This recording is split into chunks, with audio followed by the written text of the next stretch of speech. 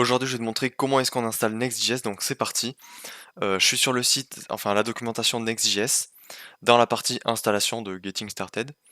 Et d'abord, ils disent qu'il faut avoir la version 18.17 ou plus de Node.js. Donc alors ça, pour vérifier que ta version est correcte, tu vas ouvrir un PowerShell ou une console, et tu vas taper node-v. Si tu as v suivi d'une version, c'est que tu as Node installé. Et si tu n'as pas cette version, du coup, tu vas devoir installer Node.js. Alors pour ça, j'ai fait un tutoriel justement qui explique comment installer Node.js, donc tu peux aller le regarder. Et sinon, tu vas sur le site nodejs.org et tu tapes et tu cliques dessus télécharger Node.js. Voilà, comme je l'ai dit, du coup, j'ai déjà fait une vidéo étape par étape qui te permettra de correctement installer Node.js. Voilà, ensuite ça dit que macOS, Windows et Linux sont supportés. Donc maintenant, il faut juste copier la commande npx create app@latest. Donc je vais aller sur mon bureau et je vais aller dans mon fichier guide complet.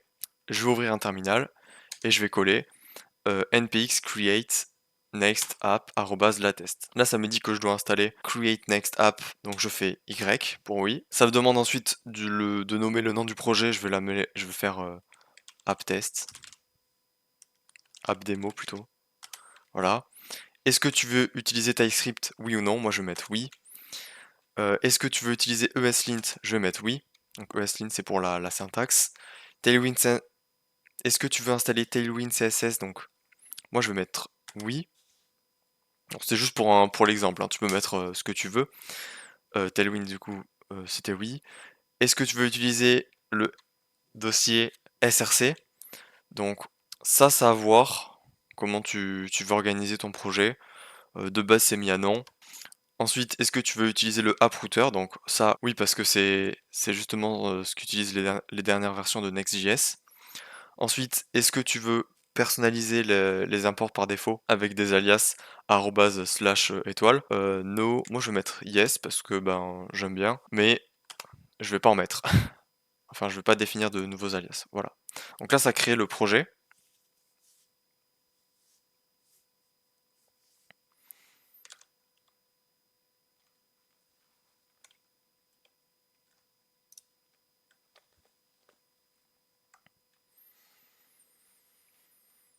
Voilà, donc ça m'a installé mon application Next.js. Maintenant, je vais l'ouvrir dans VS Code. Donc je vais faire clic droit, afficher d'autres options, ouvrir avec code.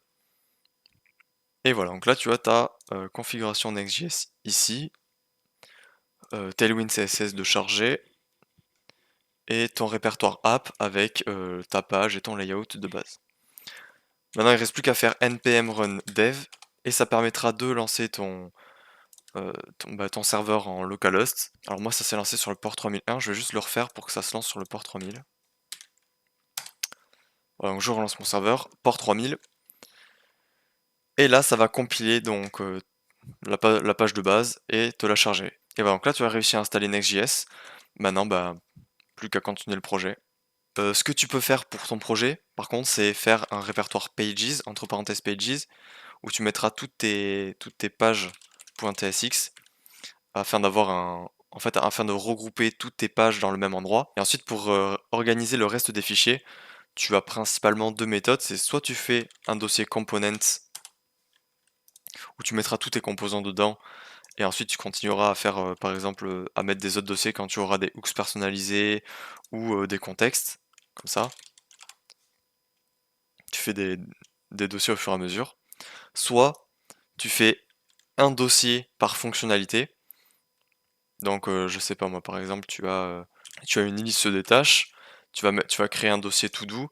Et dans ce dossier to-do, tu auras les dossiers hooks, contexte et components. Et comme ça, si tu as une deuxième fonctionnalité à faire, par exemple users qui affiche disons toutes les informations par rapport aux utilisateurs, donc un dashboard finalement, bah là tu pourras remettre du coup des hooks, des contextes, etc., etc. Voilà, donc je t'invite aussi à lire la documentation Next.js et à faire des projets parce que les projets c'est le mieux pour apprendre. Et si tu as des questions, tu peux rejoindre mon serveur Discord et les poser. Et en plus, tous les samedis, je fais des appels groupés où tu peux aussi venir directement me poser tes questions pour que j'y réponde.